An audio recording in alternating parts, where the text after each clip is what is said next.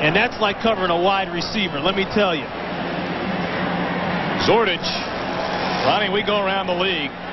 He is an underrated player. So I think he is. Absolutely. McLaughlin 0 for 2 today.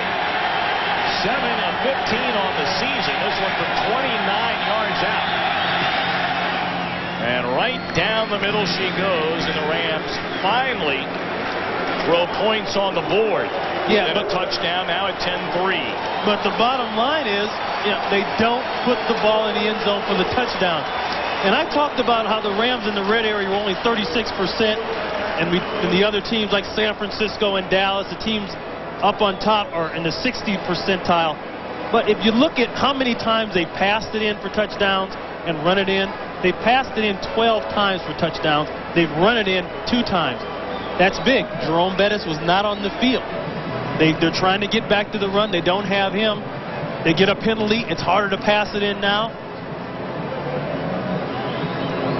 Well, we'd like to tell you that any fan of The Simpsons knows that their Halloween special is one of their biggest episodes of the year. Catch an all-new Simpsons Halloween special featuring Homer in 3D. Part of a full hour tonight at 8 Eastern, 7 Central on Fox. Well, 11 plays, 57 yards, leading to the 29-yard field goal. And for the second time, a fake punt was the key play in keeping the drive alive. The trick plays are killing him, and that's Rich Brooks. He's known for that. He's always done that. It's one thing to talk about it and say, yeah, we know about it and all that, but then to let it happen when you know about it, that's a whole different story. Well, the ball is blown off the tee. Somebody's going to have to put a finger on that thing, as the Eagles have done all day long. Todd Light will come over and do just that. Kelvin Martin, 84. Derek Witherspoon, number 31. Back deep for the Eagles. I tell you, I also got to give some of that credit to Wayne Sevier, the special teams coach for the Rams. He was at Washington the last few years, and they're known for their special teams and always have been. So he's pulling some of that out of his hat, too. Martin from his screen. Across the 25, flag comes flying in from the near side. Tackle made by Thomas Homko, but again a penalty flag, and we're waiting for the call from referee Gordon McCarter.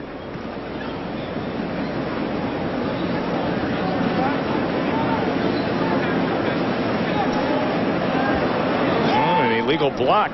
Use of the hands will go against the Eagles, so they'll move back. I noticed Gordon. He occupies that chest pocket of his now after Bill Cowher made some use for it that one day. He makes sure you can't stuff anything in there. Illegal block in the back, number 22, receiving team during the return. 10 yards, first down. James Saxon, 8-year pro out of San Jose State, just signed last week. Saxon, 22, on the right-hand part of your screen.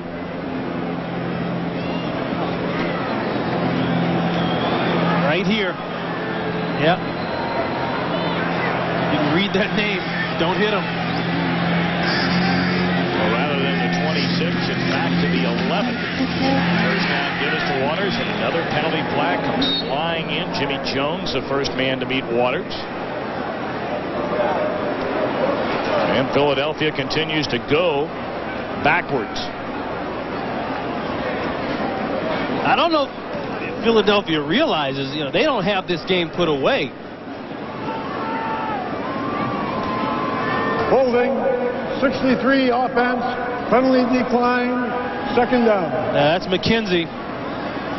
Riley McKenzie, the center, free agent from the Redskins, came over just this year. 63, the center, right in there. Working on Jimmy Jones. Yeah, I've seen a lot worse than that. Put a nice suplex on him, though. 3-yard loss, second and 12. Waters stays in the block. And he unable to hit Fred McCrary out of the backfield. We've talked so much today, Ron, about what the Philadelphia defense has done to Isaac Bruce, keeping him very quiet. But how about the Rams defense in slowing down Ricky Waters? Well, 2 receptions, 17 yards. He's carried the ball 8 times for just 30 yards. Yeah, they had those 2 big plays earlier in the game, but after that, there's been absolutely nothing. And so now the onus becomes the passing game once again, as we talked about, for the Eagles. 3rd and 12.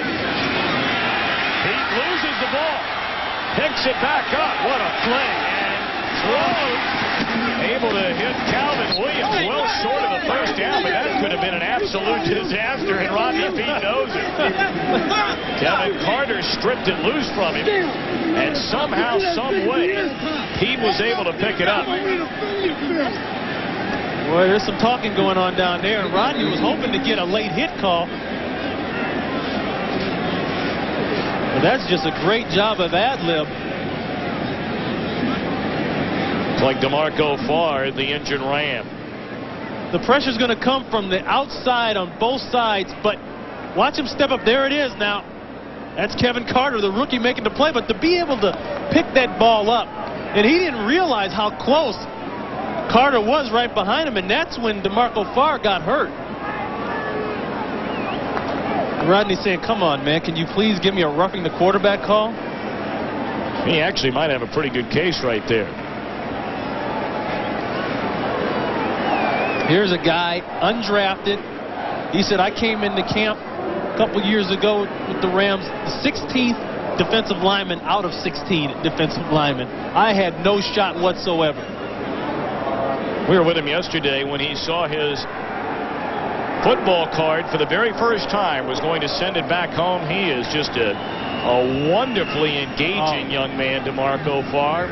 Yeah, he couldn't wait to show us. This is my first football card, he says. I'm so excited. This one's going back to Mom so she can frame it. Hutton from his own goal line punts it away. Kinshin still having a terrible time with the wind. The field Cleveland and has some room. Oh, what a move!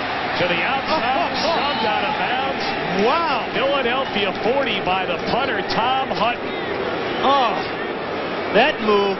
The trainer doesn't have enough jock straps down below for that kind of move. Man. Well, coming up next, it's the second half of our Fox NFL Sunday doubleheader. Most of you will see the Green Bay Packers take on the Detroit Lions. Plus other exciting regional action. Check local listings for the game and time in your area. 46-yard punt, 21-yard return. You see St. Louis in the NFC West. 3-way tie with Atlanta and the Niners. So a big game, needless to say, for the Rams. Now. Miller's had a very good second half. Wide open drop. Can you believe that? Lavelle Pinkney, the rookie out of Texas. Lavelle Pinkney, to me, is actually a tight end playing wide receiver. He's 6'4", 250 pounds. But Bobby Taylor got a little piece of that ball. Miller looks one way. He's going to throw right over the top. He has Pinkney up the sideline, but watch the elevation right here. Wow. Bobby Taylor got up in the air. Pinkney has not caught a ball all year long, and Miller certainly thought that should have been his first. Pinkney in action in the first 6 games of the season. The ball comes loose. And Philadelphia says it has recovered. Still no word yet from the officials, and now it is Philadelphia football. Russell lost it. Thomas covered it up.